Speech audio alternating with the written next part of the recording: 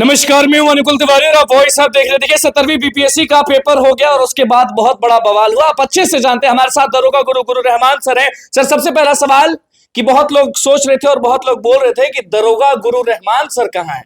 2 बजे से यही हल्ला था कि गुरु रहमान सर को बुलाओ, गुरु रहमान सर को बुलाओ। कहाँ है सर? तो आप अच्छे से जानते हैं कि क्या हुआ है आज। उस पर पहले बात करना चाहेंगे या पेपर डिस्कशन करना चाहेंगे? किस पर आप पहले? सबसे पहले तो मैं बात करना चाहूंगा कि बच्चों के साथ जो गड़बड़ी हुई है और बापू परीक्षा भवन को जिससे ये पटना का नाक बनाया जाता है, जैसे पटना कोतवाल हमारे बजरंग बली है, उस तरह बापू परीक्षा भवन बनने के बाद हम लोग के दिलो दिमाग में ये बात आ गई थी कि एक साथ 12,000 14,000 लड़कों का परीक्षा होगा, साफ सुथरा ढंग से होगा। लेकिन एक बात बताइए भाई, आप कह देते कि असामाजिक है, अराजक तत्व है, लेकिन एक बात बताइए, शिक्षक कल इसकी दोष है, इसमें छात्र नेता की दोष है, किसकी दोष है? यहाँ पर मैं नहीं कह रहा हूं क्वेश्चन लिखा हुआ है, ये बच्चे कह रहे हैं, लेकिन अव्यवस्था तो निश्चित रूप से है, अव्यवस्था है।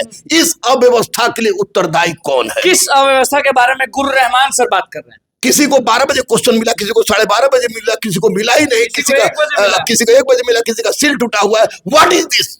क्या बीपीएससी का परीक्षा है ना भाई?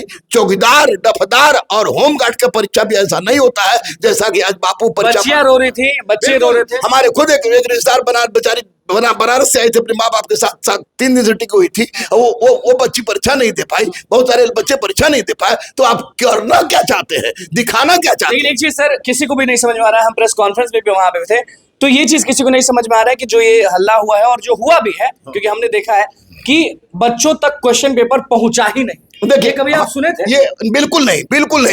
पहली बार इस बीपीएससी 17वीं में बहुत कुछ नया देखने को मिला। सबसे पहली बात तो कि दरोगा है, जितने छात्रों के साथ, टीचरों के साथ आपने मीटिंग किया, मीटिंग में आप बोले थे कि 15 नवंबर को आएंगे, आप भेंट नहीं किए। नॉर्मलाइजेशन के मुद्दा पर 2 आदमी थोपा गया, जबकि हम लोग नॉर्मलाइजेशन के लिए बोले थे कि 15 नवंबर को। आप डिमांड अभी भी करते हैं कि उसका वीडियो आना चाहिए बाहर?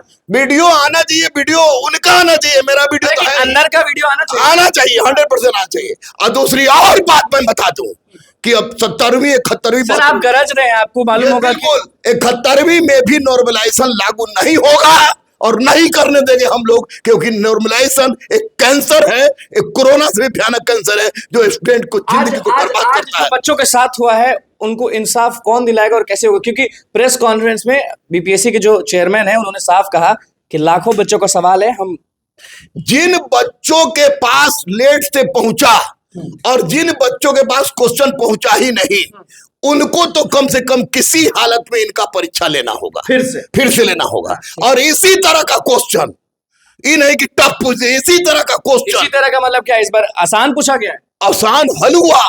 हमारे यहाँ सिपाही की तैयारी करने वाला, दरोगा तैयारी करने वाला मार के सबका करता छोड़ा देगा सब। इस तरह क्वेश्चन आप बोलते हैं कि एनसीईआरटी पढ़िए, आप बोलते हैं कि कंसेप्चुअल पढ़िए, आप बोलते हैं कि एनालिटिकल पढ़िए। हल्का क्वेश्चन पर मत जाइए, रिटर्न पर मत जाइए। क्या पूछे? कहीं और कुछ भी नहीं हुआ, उसी सेंटर पर ये सब चीज क्यों हुआ? क्योंकि इतना साल से परीक्षा हो रहा है और इतने साल से आप भी बच्चों को पढ़ा रहे हैं। आपने कभी भी नहीं सुना होगा कि अगर मान लीजिए हम यहाँ पे बैठे हुए हैं और आप अगर कहीं और बैठे हुए हैं, आपको क्वेश्चन पेपर मिलता है और हमको नहीं मिलता। ये कहीं भी आप भी नहीं सुने। अगर ये सोची समझी चाल भी है किसी की, तो उसके लिए भी आयोग दोषी है, क्योंकि एक लड़का 1 मिनट लेट जाता है तो आप घुसने नहीं देते हैं, भगा देते हैं, और उसके बाद लड़का पास आधा घंटा बाद क्वेश्चन मिलता है। नीट में भी बोला था कि बहुत घबराओ मत घबराओ, जिसको लेट मिला एक्स्ट्रा टाइम दिया जाएगा। ये क्या है? बच्चे को बलि का बकरा क्यों? ये दर्द बोल रहा है, ये गुस्सा बोल रहा है, गुस्सा बोल रहा है, आक्रोश बोल रहा है, क्योंकि बच्चों की जिंदगी के साथ ये खिलवाड़ हुआ है, निश्चित रूप से खिलवाड़ हुआ है। मैं माननीय मुख्यमंत्री से अनुरोध करूंगा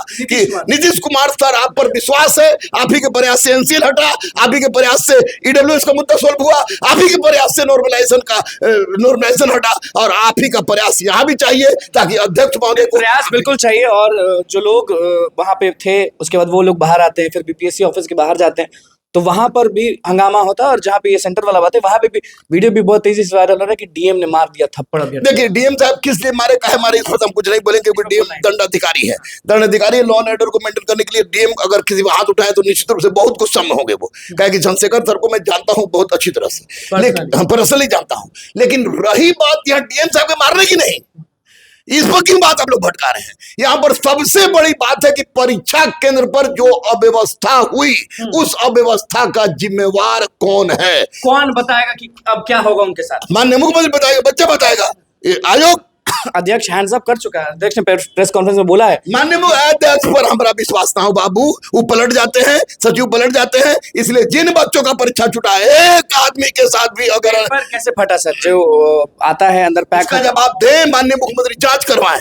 डीएम साहब गए थे, सीनियर एसपी साहब गए थे। बोला है प्रेस कॉन्फ्रेंस में अध्यक्ष महोदय ने कि सारा जो सीसीटीवी है वो खंगाल देंगे।